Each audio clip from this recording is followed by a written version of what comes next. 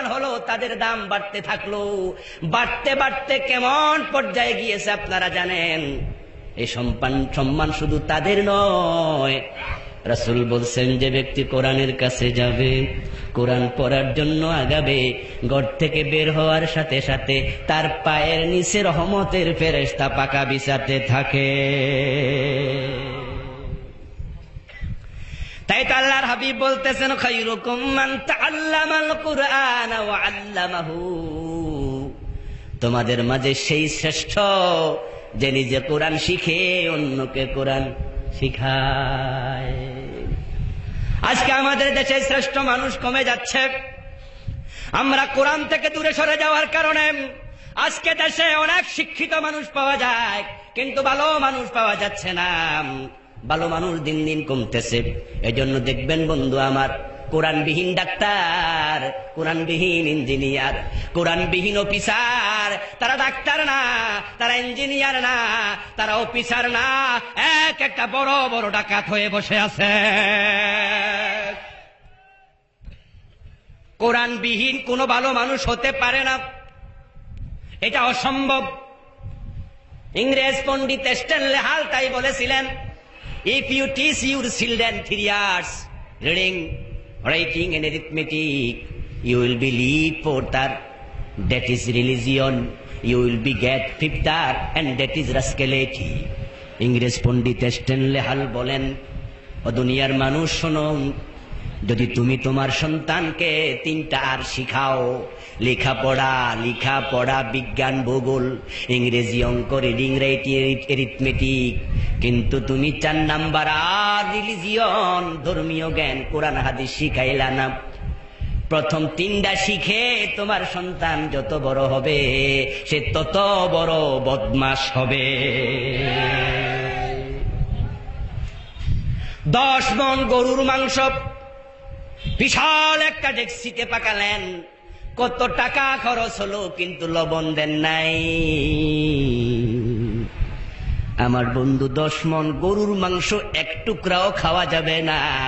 অনেক বড় শিক্ষিত, কিন্তু কোরআন জানে না, সে দুনিয়ার মানুষের কোনো কাজে লাগে না। বাংলাদেশের গৌরব, প্রাচ্যের অক্সফোর্ড ঢাকা ইউনিভার্সিটি যাকে পিএইচডি ডিগ্রি দিয়েছে ডক্টর শহীদুল্লাহ, উনি বলেছিলেন, তুমি যদি অনেক বড় পণ্ডিত হও, তবে কোরআন না শিখো, তাহলে আমি তোমার নামের আগে একটি শব্দ যোগ করব, তুমি পণ্ডিত বটে, তবে মূর্খ পণ্ডিত। যদি মানুষকে কোরআন না শিখানো যায়, ভালো মানুষ হবে না। তাই তো বর্তমানে দেখেন না বন্ধু, আমাদের হাসপাতালগুলোর দিকে তাকান, কত বড় শিক্ষিত ডাক্তার সাহেবরা বসে আছেন। আপনি আপনার মেয়ে নিয়ে, আপনার ওয়াইফ নিয়ে হাসপাতালে যাবেন সুস্থ, দেখবেন যাইতে দেরি, পেট কাটতেও পেট কাইটা অসুস্থ বানাইতে আর দেরি করবে না। ছুরি টুরি নিয়ে রেডি হইয়া বসে আছে। আমার বয়সী যারা আছেন, আমার সিনিয়র যারা আছেন, আপনারা এখানে সিজারের বাচ্চা কয়জন আছেন? আমার বন্ধু, পাবেন না। আমাদের মায়ের বাচ্চা হয়তো 5 জন, 7 জন, 10 ভাই বোন, এমনও আছেন না নাই?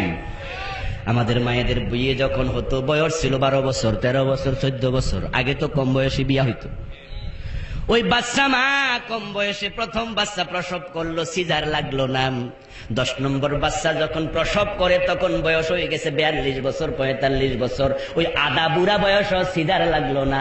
আর এখন বিয়ে হয় 25 বছর, 18 বছর, 22 বছর। ইয়াং একটা মেয়ে, বাচ্চা হয় মাত্র 2টা বা 1টা। এটাই পেট কাটা কেন লাগে? কারণ হাসপাতাল নিলে পেট না কাইটা তারা ছাড়ে না। ওই ডাকাত গুলো ছুরি নিয়ে বসে আছে, যাবেন আর বলবে আলট্রাসোনোগ্রাম করাও। আর যেই মাত্র রিপোর্ট সামনে আসবে, বলে উল্টা কইরা ধইরা, বাচ্চা তো উল্টা গেছে, মাথাটা বড় হইয়া গেছে, পানিটা কমা গেছে। কমন ডায়লগ, ঠিক কিনা ভাইজান? বড় বিপদ গনাইছে। এর মানে সে জানে নরমাল ডেলিভারি হইলে 2000 বিল হবে, আর পেট কাটতে পারলে 30,000 হয়ে যায়। অথচ আমাদের দেশে যারা ডাকাত, তাদের ভিতরেও মানবতা আছে।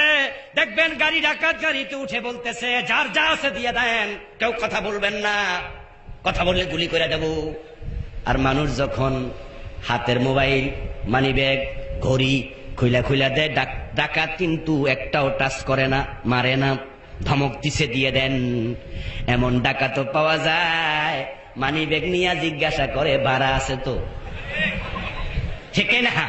জিগায় আবার ভাড়া আছে, আপনি কইেন যে নাই, তখন 200 টাকা দিয়ে দেয়, ধর যাবে না, ভাড়া দিয়ে বাড়ি জায়গা। এমনও আছে না নাই? তাহলে দেখেন, সে আপনার টাকা নিল, আপনাকে রুগী বানায় নাই, অসুস্থ বানায় নাই। আর ওই ডাক্তারগুলো হাসপাতালে বসে আছে, শুধু টাকায় নেবে না, চিরদিনের জন্য রুগী বানায় দিচ্ছে। শতকরা 5 জন 7 জন মায়ের অপারেশন লাগতেই পারে, কিন্তু এখন শতকরা 90 জনের অপারেশন করতেছে। কেন? কারণ তাদের টাকা বড় দরকার, জাতি কোথায় গেল দেখার সময় তাদের নেই। অফিস আদালতে যান। আচ্ছা, আরেকটা কথা বলে রাখি, এই এলাকায় যারা ডাক্তার আছেন তারা ভালো, এবং আজকের এখানে যারা আছেন আপনার স্বাস্থ্য ভাই, খালাতো ভাই ডাক্তার, তাদের কথা আমি বলছি না, আমি অন্য এলাকার কথা, চাঁদপুর অথবা ব্রাহ্মণবাড়িয়া ধরে নেন, ঠিক না? কারণ আমি এত কষ্ট দিতে আসি নাই যে মনে মনে আমার বদদোয়া দেবেন, যেটা হইতে পারে না। আমি চাঁদপুর অথবা ব্রাহ্মণবাড়িয়া বা তারও দূরে যদি আপনার বাড়ি হয়, ওই এলাকাও না, অন্য এলাকার ডাক্তারদের কথা বলছি। এর ভিতরে 2-4 জন ভালো মানুষ আছে না নাই? ডাক্তারদের মাঝেও মানুষের খেদমত করে, মানুষের উপকার করে, সংখ্যা আছে। তবে ভালো মানুষ দিন দিন কমে যাচ্ছে। অফিস আদালতে দেখবেন বন্ধু আমার, টেবিলগুলোতে বসে আছে এক একটা হায়না, এক একটা বল্লুক, এক একটা হিংস্র প্রাণী দানব। মনে হয় যেন রক্তের নাগাল পাইলে চুষে চুষে রক্ত নিয়ে যাবে। ভোট ছাড়া পাইল লড়ে না, মানুষ নামের অমানুষ। আমার বন্ধু, আপনি বলবেন আমি গরিব স্যার, আমি গরিব। ও আপনার দিকে তাকানোর সময় নাই, বরং আপনাকে শুনাইয়া দেবে, বেটা জানোস তো এই চেয়ারে আসছি 12 লাখ টাকা খরচ কইরা। যদি এত গরিব গোরাবা দেখা লাগে, আমার টাকা তুলবো কেমনে? আপনি মরে যান।